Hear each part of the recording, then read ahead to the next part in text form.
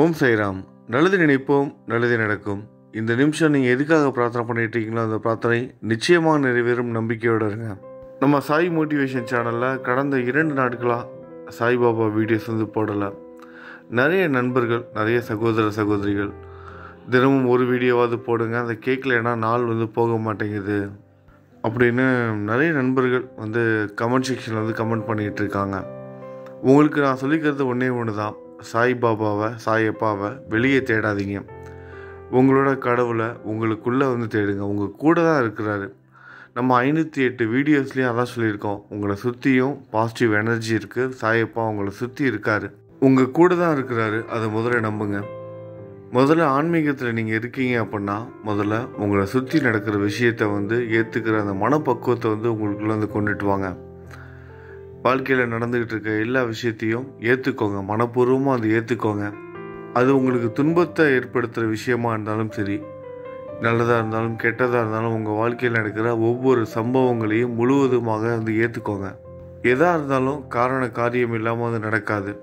அதை முதல்ல புரிஞ்சுக்கோங்க. இந்த பதிவை முழுவதுமாக கேளுங்க. இப்போ நான் சொல்ல போகிற விஷயம் உங்களில் பல பேருக்கு தெரிஞ்சிருக்கலாம், இருந்தாலும் முழுவதுமாக அதை கேளுங்க.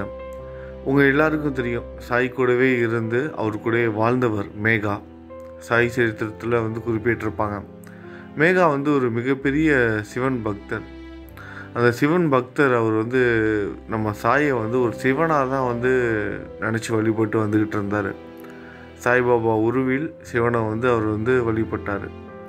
அப்படிப்பட்ட மேகா சிவனுக்கு அந்த அபிஷேகம் பண்ணுறதுங்கிறது ரொம்ப ரொம்ப முக்கியமானது.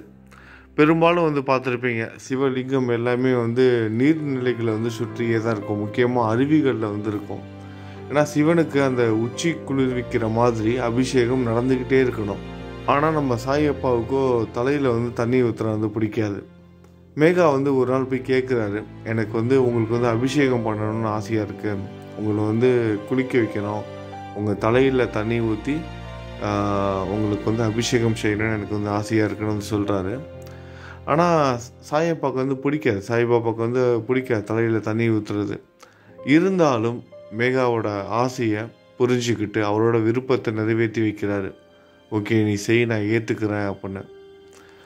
அவர் தலையில் தண்ணி ஊற்றுனாலும் அவரோட தலை மட்டும் நனையாமல் உடல், தலைக்கு கீழே உள்ள உடல் மட்டும் நனையுது. இந்த விஷயம் சாய் சரித்திரம் படித்தவங்களுக்கு தெரிஞ்சிருக்கும். ஒரு சில நண்பர்கள் கதையாகவும் இதை கேட்டிருப்பீங்க. இதிலேருந்து புரிஞ்சிக்க வேண்டியது நம்ம ஒன்று தான். நீங்கள் எப்படி பூஜை செஞ்சாலும் சாயப்பா ஏற்றுக்குவார். நீங்கள் அன்போட எதை செஞ்சாலும் அவர் ஏற்றுக்குவார். இந்த நிமிஷம் நான் ஏன் இதை சொல்கிறேன் அப்படின்னா, நிறைய பக்தர்கள் தொடர்ந்து இமெயிலில் கேட்டுகிட்டே இருக்கேன், நான் இப்படி பூஜை செய்யலாமா, இப்படி செய்யலாமா, நீங்கள் சொல்லுங்கன்னு. நிறைய பதிவுகளில் நம்ம ஏற்கனவே சொன்னது தான், நீங்கள் எப்படி வேணாலும் பூஜை செய்யலாம், எந்த ஒரு கட்டுப்பாடும் கிடையாது.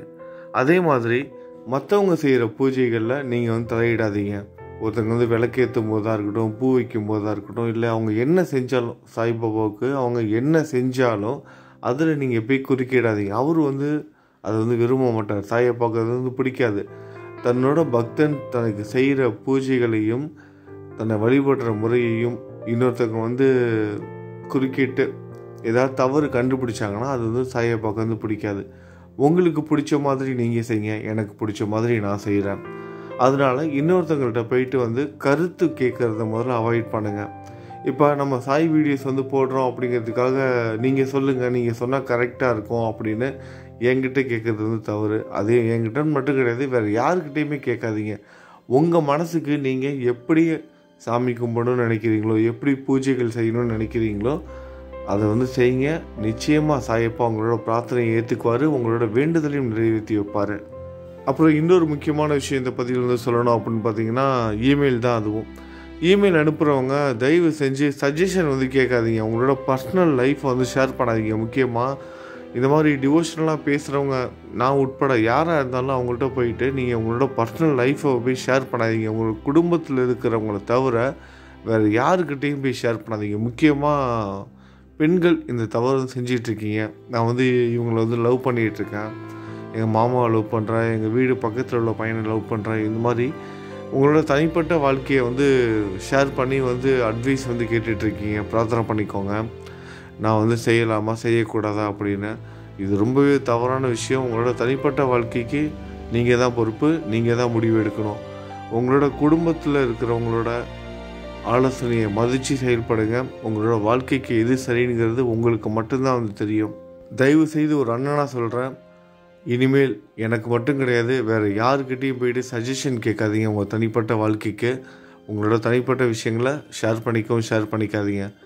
சாய் சரித்திரம் புத்தகத்துக்காக மட்டும்தான் உங்களோட அட்ரஸை நான் வந்து கேட்டிருந்தேன். அந்த புத்தகம் பெரும்பாலும் வந்து கொடுத்தாச்சு. கொடுக்காதவங்களுக்கு நானே வந்து ஃபோன் பண்ணி பேசி அட்ரஸ்க்கு வந்து சென்ட் பண்ணுவேன். திரும்பவும் யாரும் இமெயிலும் வந்து அனுப்பாதீங்க.